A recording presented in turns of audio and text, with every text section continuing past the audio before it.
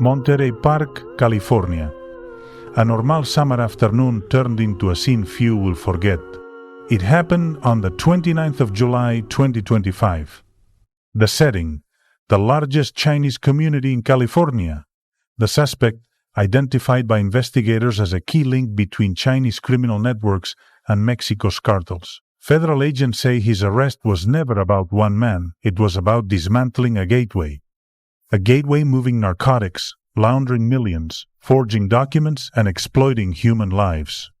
The numbers are staggering. Nearly $30 million in drugs seized, months of surveillance, wiretaps, and coordination led to this single moment in Monterey Park.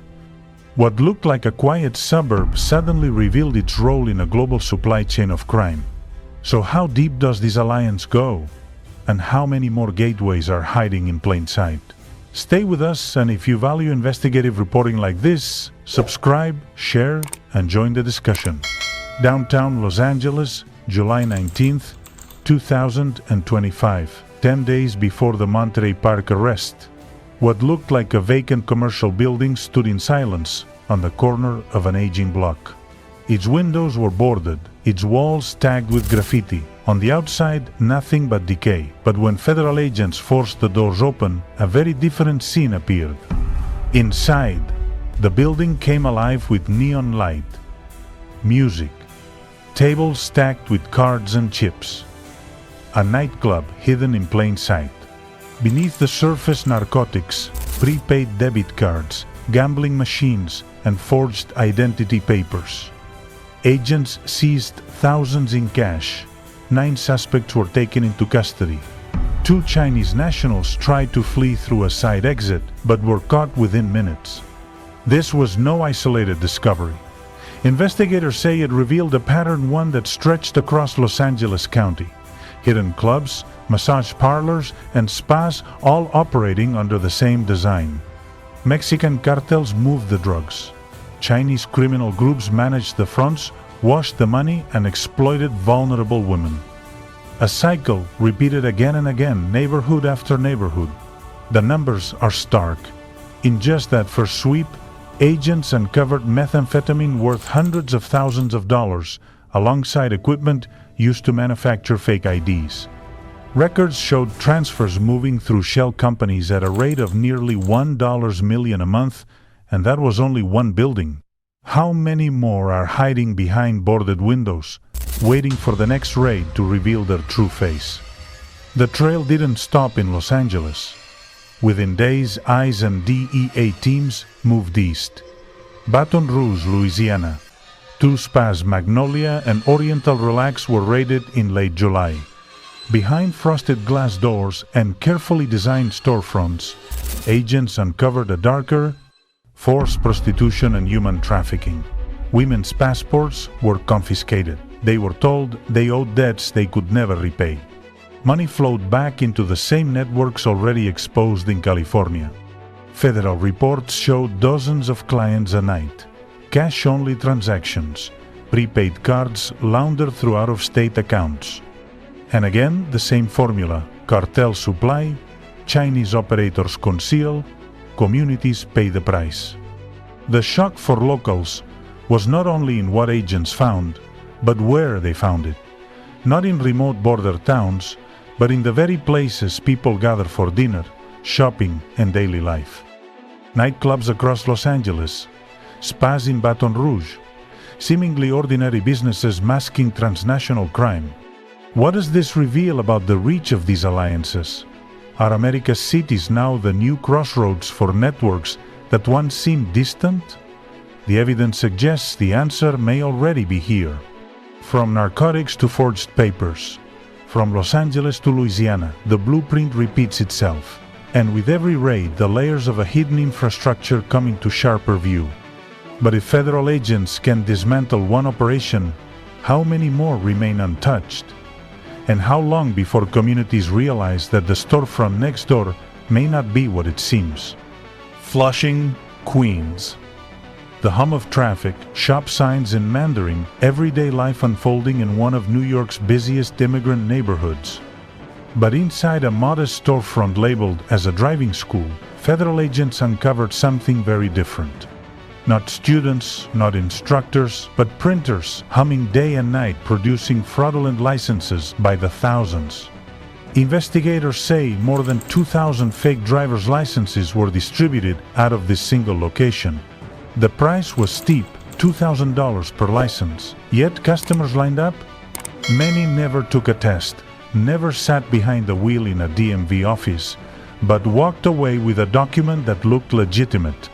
Those licenses opened doors to rental housing, to bank accounts, even to vehicles that later moved contraband across state lines. The consequences were not abstract. Officials linked several fatal accidents to drivers carrying fraudulent documents. Cars on highways piloted by people who had never passed a safety exam. Victims left behind not just statistics, but grieving families. The paper trail led deeper into corruption inside state agencies. DMV clerks accused of looking the other way, or worse, feeding data into the network. When ICE traced the operation's leadership, one name stood out: Xuan. After the Queens crackdown, he fled south. Months later, agents tracked him to Alabama. His cover? A Chinese restaurant tucked in a suburban strip mall. Behind the kitchen walls, investigators alleged the same machinery churned. Fake IDs paired with under-the-table labor and new distribution routes. What seemed like a local scam in New York now stretched into Pennsylvania and Alabama. Documents recovered showed hundreds of identities in circulation, feeding a shadow economy that spanned state lines. Each card wasn't just a piece of plastic, it was a tool that undermined background checks, financial oversight, and public safety. The numbers are alarming. Federal affidavits cite more than $4 million in illicit profits over 3 years. Thousands of names entered into systems meant to protect communities. Each one a potential weak point in aviation security, border control, or criminal investigations. But beyond the numbers lies a deeper question. How could such an operation grow this large without detection? Was it the pressure on local DMVs, overwhelmed by demand? Was it corruption at the margins? Or was it indifference, a willingness to overlook small irregularities until they built into a crisis? For communities, the exposure was jarring. A driving school that parents trusted, a restaurant families visited, both revealed as fronts for an international crime scheme. It forces an unsettling reflection.